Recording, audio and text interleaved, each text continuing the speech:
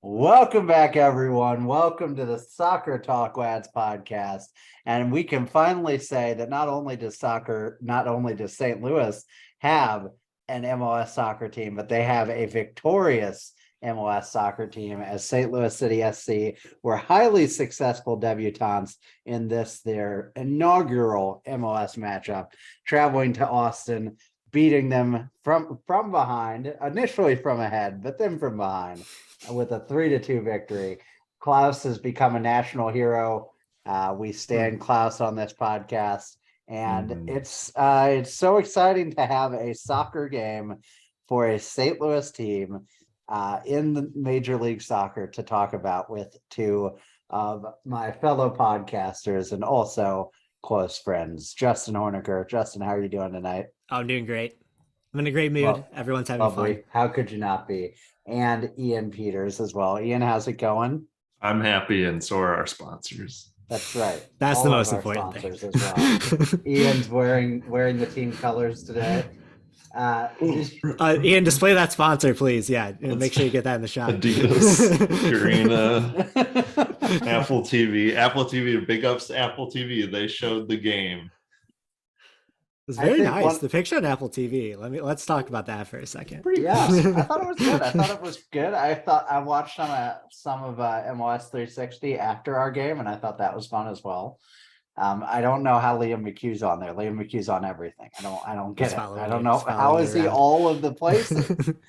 But I think my favorite part of this game, we'll just get right into best moments from this game, not counting the Klauss goal or the Kip Keller giveaway. I think my favorite bit was the giant Pluckers ad on the sideboards that initially said, if Austin scores first, you get 5 free wings tomorrow or whatever, and then just slowly transition to come see us in the concourse behind section 135. And I was like, yes, this is delightful. That's so sad.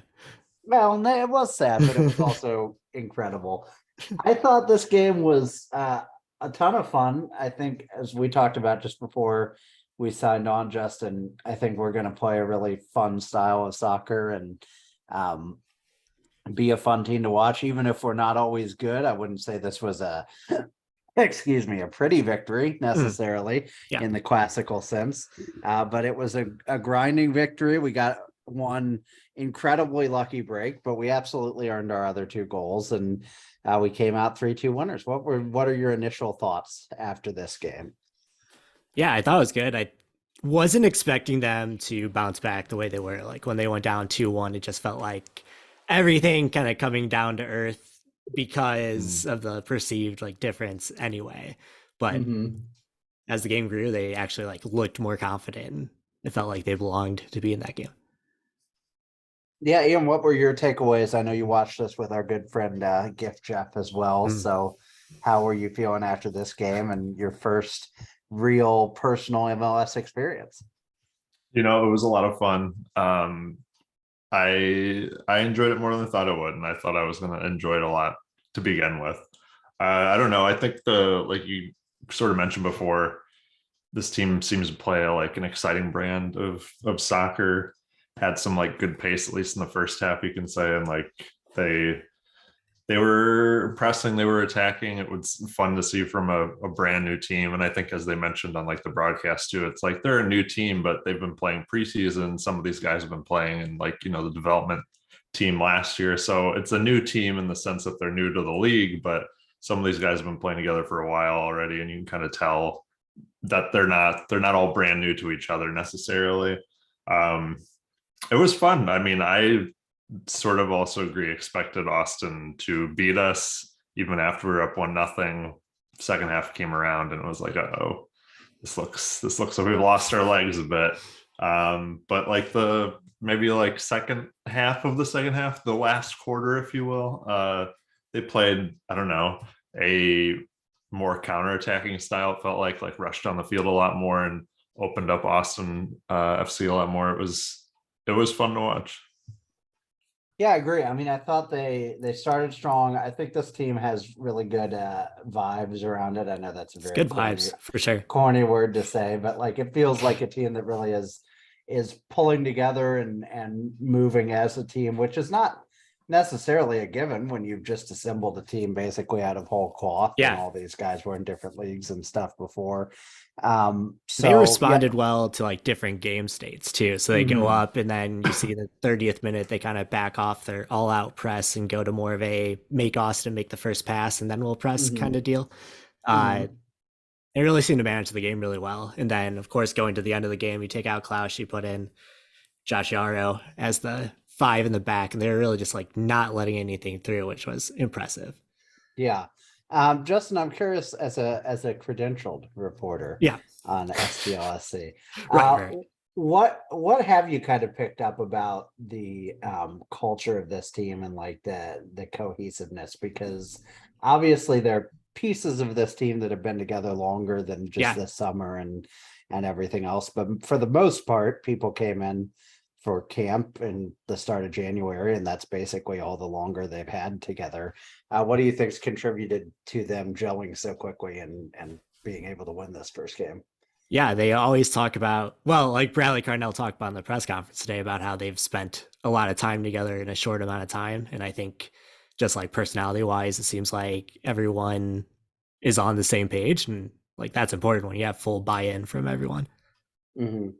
Yeah, I mean, I think that's definitely true, and I think they've chosen some good leaders. It was cool to see Tim Parker be the first to score, and we'll talk about his goal in just a second. But like, that's a guy who's played over 200 MLS games. It's just his third MLS goal.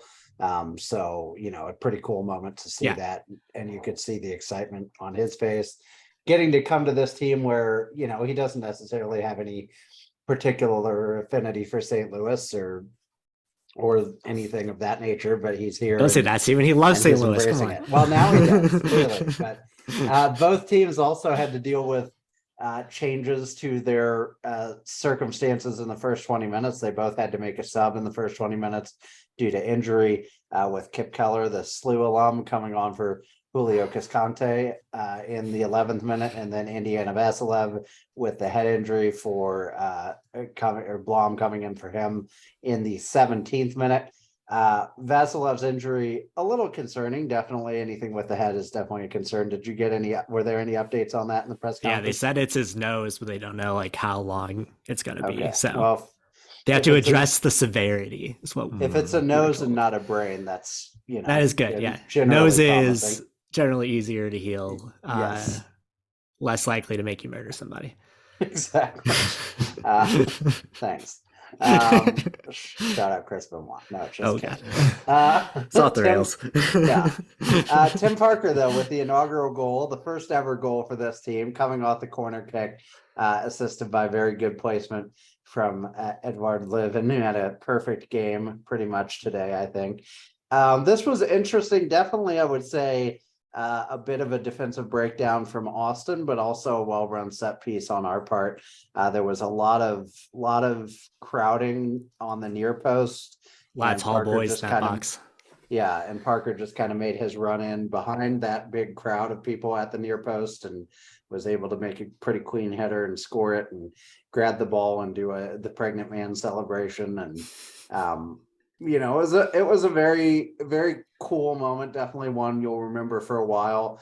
But I think a goal they absolutely earned, and scoring from set pieces is probably going to be pretty important for this team to make ties out of losses and wins out of ties. So I thought it was a great first goal. You guys have any thoughts on that? No, yeah, I think you're spot on, Steven. There's so many big guys on this team that like it feels, especially it seems like we have good delivery too. So it just makes sense that there would be a set piece goal here. Yeah. I thought they looked pretty threatening on like corners for most of the game. Like they had a few that went kind of long, but in general, I felt like they had a decent chance of scoring on, I'd say like at least half of them. Yeah, I agree. And I think we'll get back to the end here in a minute, but like you can look at how they scored the second goal and think that it's a gift and that they didn't deserve a chance to get back in the door. But like the team played well enough throughout the game that it's not like it was just handed to them on a silver platter. Like they could have been in it and they weren't until that second goal happened. So, we'll talk about that in a minute. It played the rest of the first half very well. but have unfortunately conceded the equalizer in the 4th minute of stoppage time in the first half. Sebastian, is it Drusi? How do you pronounce Drusi. this? Yes. Yes. Drusi. Okay. You got it. Steven, I'm you gonna got have it. to. It's gonna take me some time to learn MLS. You always doubt your pronunciations, and meanwhile, Well, I I'm just know. over here going in at it. Yeah, well, you just more courageous than me. But this was a rough look, I would say, for Roman Berkey a little bit, but it was also a brilliant piece of skill by Drusi. Berkey not in the best positioning for sure, and I'm fortunate to kind of concede that at the last minute. But what did you make of this goal, Justin? Yeah, it was a little bit of a defensive breakdown too. That allowed him to kind of. There's definitely a misconnect, just in who was covering who, and he was pretty wide open. But then he just makes a nice move, and he's one of the best players in the league. So if you're going to give him that much space and that much of the ball, yeah, I agree with that. Ian, any takeaways from that one? Oh, that chip and goal was disgusting. Yes. It definitely melts your brain for a second because you're like so demoralizing. You're just like, you idiot. That's how you shoot the ball. And then you're like, oh no, never mind. Claire told me today while you're watching, which I think is why she's not a world-class goalie, but she told me she would quit the game if that happened. This is why they have another goalie. You just call him out. Brilliant delivery too from the Austin left back. Like you said, our line was probably too high, and there was a mishap there, and Berkey was definitely too high in his box. And that's a lesson that they'll have to learn. But probably this is the moment that taught them to learn that lesson. So I think you take that risk too. With they want to play the ball quickly, and like Berkey wants to play the ball up, and is always trying to get up to, and that's just kind of like the risk you take. And it took a perfect delivery and a perfect chip to score. So, you're going to have that happen sometimes. And it's going to look really stupid when it does, but it happened, Yeah. Entering halftime, tied, though, still pretty happy with that result. I mean, I definitely was. I assume you guys felt the same way. Yeah, you take the point at that point. Yeah, definitely. Relatively early in the second, we started making subs. Giacchini coming on for Rasmus Alm in the 59th minute. Miguel Perez replacing Thomas Ostrak, who had the yellow card in the 60th minute. And then Austin made a series of subs as well. During which time, the 72nd minute, John Gallagher scored the goal that I assumed would go on to be the winner. It was, a bad luck or unfortunate timing more than really a bad look, but I definitely thought it was over at that point for City because I didn't expect them to have the firepower to come back. Were you guys kind of at the same mindset? Yeah, that was a pretty nice goal too. So you see that happen, and you're like, "Oh, it's catching up." Yeah, I think Jeff and I were like, maybe this team is going to be the team that scores like the fewest goals in the league or something. I think I was just like, I don't know if I have confidence in this offense right now. And like away for your season opener against like one of the probably best teams in the West, like you expect that to come back on you. I don't know. I still wasn't feeling too confident. Yeah, I guess. We got to talk about the Gallagher nut shot to Klauss. He comes in, he's subbed in, complete nut shot. Now, granted, Klauss is like towering over this man. So like any sort of flailing about is going to get him right in the nuts, but it's a dangerous game. It was shithousery of the highest order though. And I respect it. I mean, I hate it, but I respect it. I feel like, anything goes in the wall, I think that's what I learned most watching this game and just seeing, I've watched some MLS before, but obviously I've paid stricter attention to this game than any MLS game I've watched in the past. And it is definitely a shithouse league, and I'm kind of here for it. There's a lot of physicality, a lot of that kind of cheeky stuff that happens in all leagues, but is probably more of a cover for a lack of talent at times in MLS. And like it is what because of parity, like everyone is relatively close in skill level, so there's all these close games that are close late in games, and tensions run high. It's fun.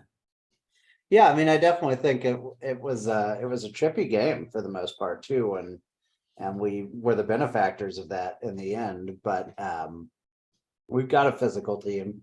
Klauss is a giant, so Mm. that's helpful, I would say. I And guess definitely- like I hadn't like I knew Klaus was tall and I knew Tim Parker was tall, but I think because the team in general is pretty tall, I never realized just how large they were. And then you see them like around the Austin midfield, and you're like, oh, those are giants actually. yeah, I mean, definitely. Humongous big. Yeah. I definitely didn't realize how big Klauss was until I saw this game. And yeah, I mean, he's very big, at least in comparison to the rest of this team, and the rest of Austin, which I think is pretty cool. It's good to have, that size in your box. And what I found out, as we'll talk about the last goal in a minute too, is I thought he was just going to be kind of a target man, not very skilled, but he definitely has that kind of physical skill that we saw on display in the third goal, to kind of supplement that size, which is very encouraging. Yeah, I think early in the game he was having to hold the ball up a lot, and they weren't just like getting him the ball in the dribble. And in the second half, he was able to do that, and you see how good he is at that. And he actually does have the skill to pull that move off. Yeah, I agree with that completely. Ian, what were your thoughts at this point of the game when they have the 2 goals and we were down with 18 minutes left? Were you thinking it was over at that point? I mean, yeah, I definitely didn't think. I thought coming away with a tie was going to be a moral victory. That was a victorious tie, and then 2-1, and just the way they were pushing and pressing, and I think they had like multiple corners in a row after a while, and it was like, okay, this is not looking great. I don't have a lot of faith at that point, at least. And then, like I said, sort of like the turning point and tying goal for it seemed to kick them in the butt a little bit, and City sort of turned it up from there. Yeah, and I think we can talk about the last goal being fortunate, or the second goal being fortunate, and it definitely was. But if you watch it back, there's a good press from John Nelson that leads to Kip Keller kind of retreating, not being able to advance the ball forward. He then makes a completely unforgivable mistake of just passing it straight to an opposing player that used to be a teammate of his, in Unforced error. Austin FC draftee Jared Stroud. But like, it definitely an unforced error. Like Ian said, you can joke about it all day. Unfortunate for Kip Keller, who did not have his best game by any stretch in this one, but a gift that allows City back in it. But they take advantage and they get the goal, and they were in position to do it. So I don't think you can totally write it off as just blind luck. And like it happens because he's pressured and he's like kind of freaking out about what to do with the ball and pass it backwards. Yeah, I mean, I think that's exactly right. And he thinks he can get it to his goalie and is just blind to the player that's there. But yeah, it was a bad mistake, and gives us the opportunity to tie. And at that point, I'm thinking we get out of here with a point, where we have to be thrilled to get that. But one man was not here to settle for a point. And Klauss had really a brilliant goal. I mean, it's, I'm joking about the size of him and the fact that he can't possibly be 25, and he's definitely been through multiple world wars. But, really just this is not his first life. No. Yeah. Incredible run, a very nice cutback on poor Kip Keller again. Yeah. And then the very, very fine, perfect touch to just ping it off the post and then around outside of the foot, ping the post. It was a nice build up too. Like Lubin sent the ball to Giochini, who like just a beautiful through ball to give Klauss so much room to run over it, and the rest was great. Yeah, I mean, I don't think you can say enough about that goal, and it gives me that little bit of hope in our offense. Obviously, we don't have the skill that a lot of MLS teams are going to have, and in the front three especially. But like, Klauss can do it by himself in this case, and it's nice to know that there's a lot of ability there and tenacity as well. Ian, how was the reaction in the fan cave for this? Yeah, let us in. It was a stand-up reaction. Well, stand up for me. We had already deemed Klauss an icon at this point in this household. Just icing on the cake. Yeah, seeing him have it there, and I was like, all right, he's got him beat. And then when he cut back in, I was a little afraid because he stumbled, and I was like, oh no. But I mean, it was a great finish. A great finish to like do that on the same foot, right? To like cut back in and still use it on the right foot instead of like flipping to the left. Yeah, that was. I guess it's the first game I've ever seen him in, but I didn't know he had that in him.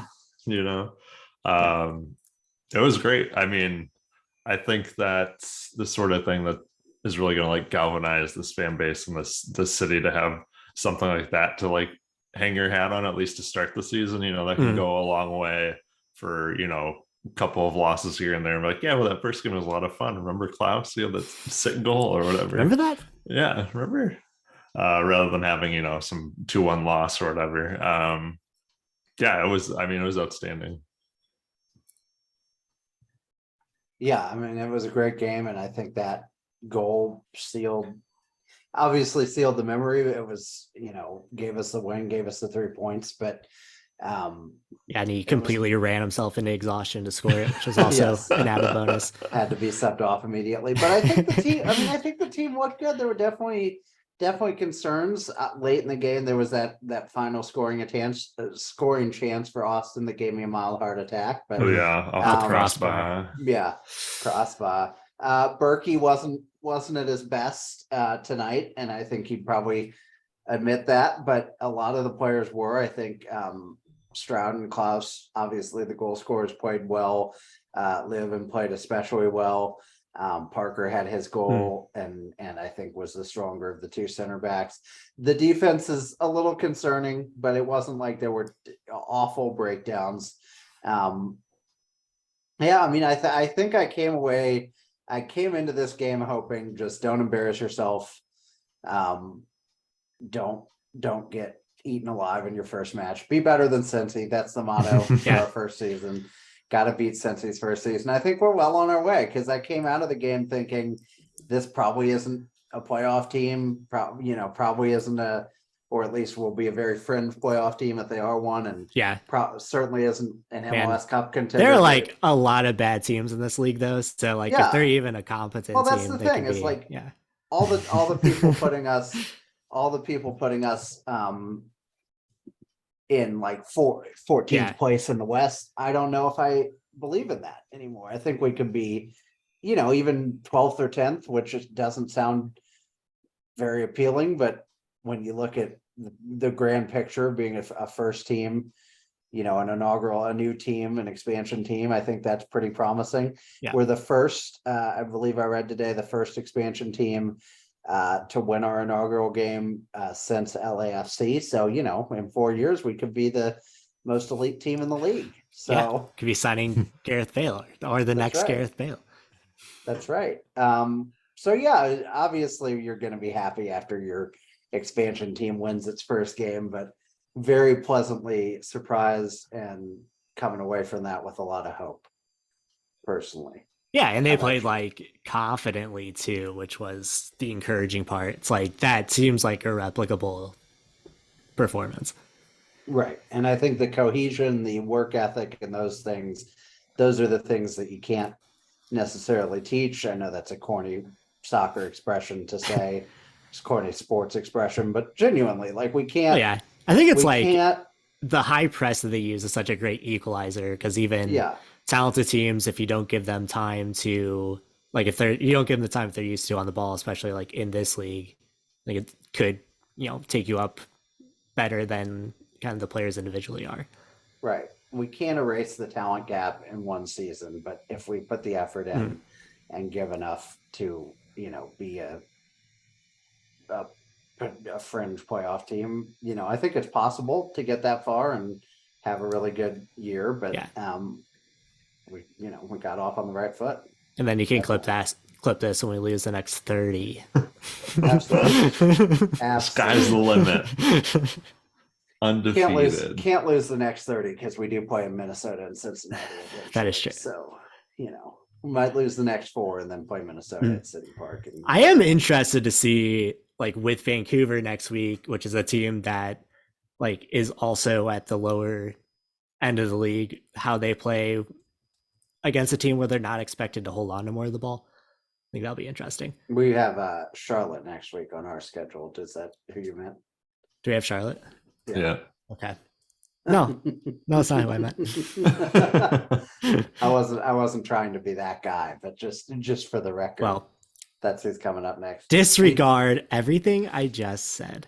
I will be going to when they play Vancouver though in May. So we do play Vancouver on Memorial Day. Hey, that was you guys are going in May, huh? I'll be. I might actually be there that week. You gotta come. Interesting. Feel like I wasn't included in those plans, but no big deal. No bitterness whatsoever. I don't know why I had that in my head, but Charlotte did lose to New England at the death today, so Charlotte sucks. We're gonna have 6 points, then we're gonna have 9. Oh baby, then we're gonna win the whole damn thing. Man, when we play, I'm excited for that game in Portland. That'll be fun. Man, I'm excited for MLS soccer. I'm so stoked. You couldn't have asked for a better first game, I don't think, to have the initial goal and excitement, to come from behind as well, to get the 3-2 high scoring game. Like if you're a soccer fan in St. Louis, I know there's a lot of diehards. There's a lot of folks that have wanted this for a long time. They're in, right? That's a given. They're in. They're going to be there all season. But if you're a soccer fan in St. Louis or just a sports fan, or not even a sports fan, and you thought, I'll check this new team out, I'll give it a shot, see what all the hype is about. You watch this game, you're probably in too now, at least for a little while. You're probably going to come back and watch some more because it was a lot of fun. I thought the Apple TV presentation was great. I didn't notice any issues there. I'm just really excited for this season, man. It's going to be great. Did you see the difference between the Apple TV preview and the Fox preview? I did not. So Fox's broadcast was using like a curtain with like definite crease marks with I forget what the sponsor is, but with the sponsor in the middle. It was very looked like it was in Stu Holden's closet. Nice. Kind of feel classy, love it. And Apple has this nice, really nice studio. Yeah. That's that Apple money. It's that iPhone money. Fox don't have that iPhone money. That's right. Apple money is I was insane. pandered to by Audi a billion times. So there was that. They do like to talk to me. Well, it is a Audi. Superior driving experience. So That's right.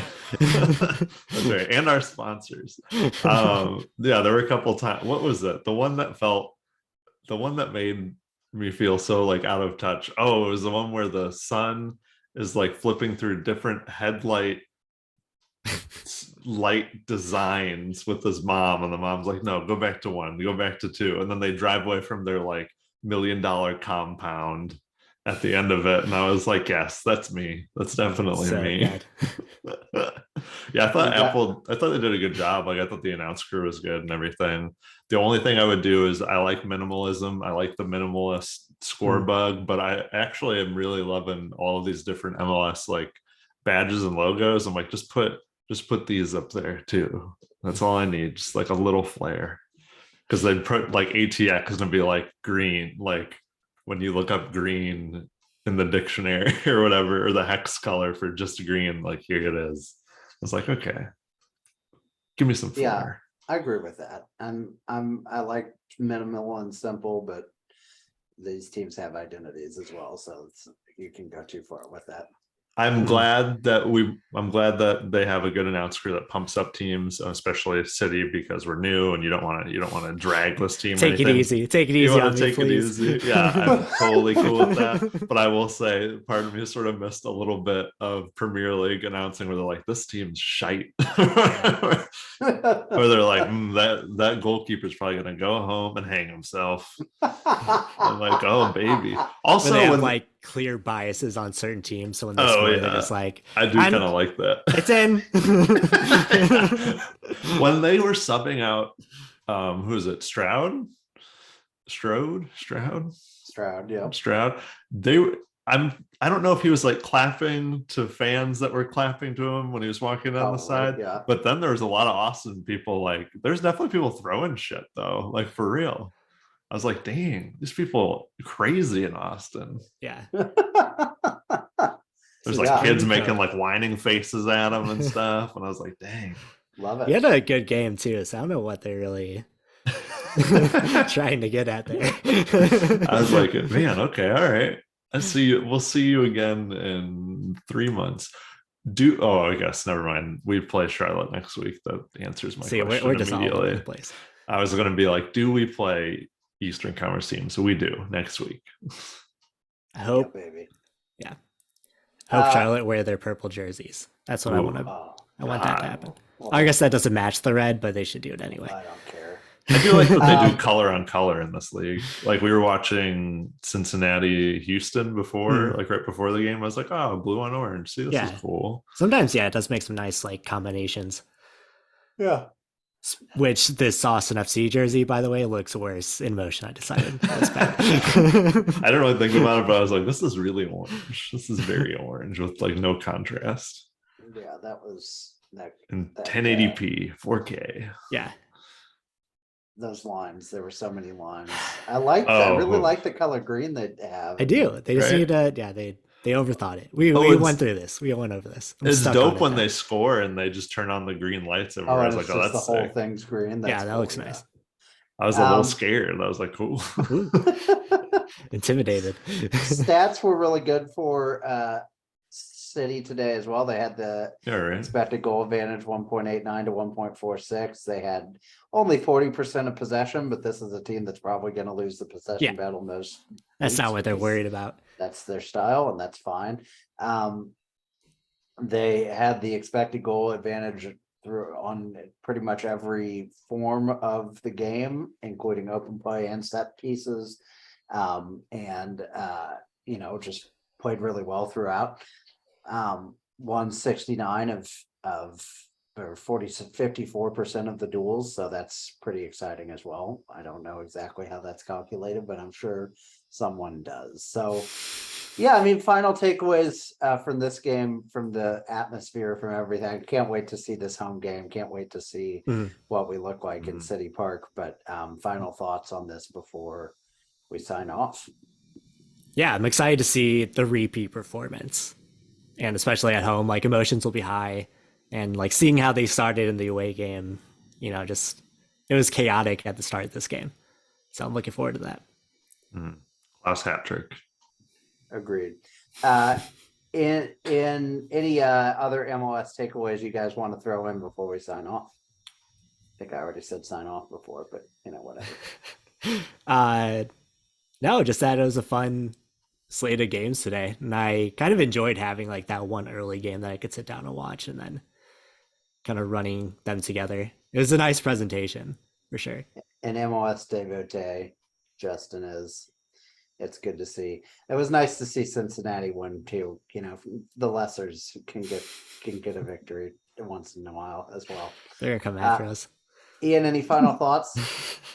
I'm just excited for the season.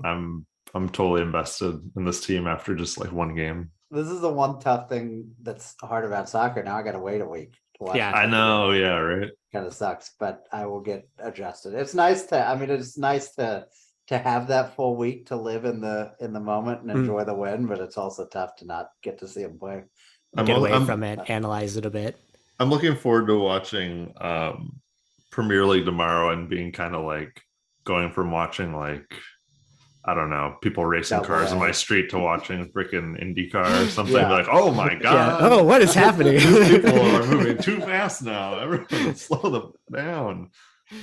What is the vibe in St. Louis, Ian? Is there some hype around this, or Yeah, I see mean, colors out there? And it definitely that feels St. like Louis it. feel. Like I definitely feel like I see a fair amount of city stuff around the city, just in terms of like stuff in people's cars or billboards, or even just kind of people talking about it and like people wearing merch and stuff. So I think it's going to be like, so long as they're a fun team to watch, in general. I think they're going to be like a huge hit. Like, I'm kind of blown away because part of me is like, we've been doing this soccer podcast and we haven't had this team play yet. And so we've been talking about other leagues and other stuff, or MLS here and there. And so it feels very insular sort of in a way, right? And then all of a sudden it's like, now we have a team and now all these people are like into soccer, and that place is gonna be filled with like 20,000 people that are into this team. And I'm like, what the hell? There's like there's this many people into soccer. That's cool. I don't know. I mean, I think there's a big buy-in here. Yeah. Going from that like small insular like early community to I know what you're saying, Ian. Yeah, and I mean, I think it's growing pains with stuff too, being the one here that knows the least about most other soccer anything. I think for lots of folks, there's not like too much to learn, but I think it's more in terms of just like strategy and who does what, or who are the players to watch and tactics and things like that. But I think people are gonna like really. I'm curious to see how people like embrace the environment and stuff. Like Austin seemed kind of like, from what I can tell, like a nut house there. Like people are going crazy. Like their whole supporter section was like a drum line and shit with like neon lights and people taking their shirts off and everything. And it was just like, dang. And I was like, probably not gonna be quite that in St. Louis yet, but I'll just be interested to see how that like develops throughout the season too, right? Because like the first game, if St. Louis is as into taking their shirt off. I don't know. Well, it's yet to be seen, but it's all. I mean, it's cold up here. It's not. We're not done. It's not that kind of weather. But I'd be curious to see. Like, it'd almost be fun to watch the first game at home, and then be able to kind of like remember that, and then go watch like the last game they play at home this year, and just see like what the difference is in the vibe of like the crowd and everything. Because I think the longer this team's around and everything and time passes, I think the crowd's going to really start to evolve and get into this even more. And I think it really helps too, I have to say, like to have that stadium where it is. Like people go to Cardinals games and drive down Market and see that stadium being built. People go to Blues games and see it being built. They turned essentially nothing that was there into something. And I think even if you're not into soccer, it's like this big thing in your city on a main drag that you see all the time when you're in that area.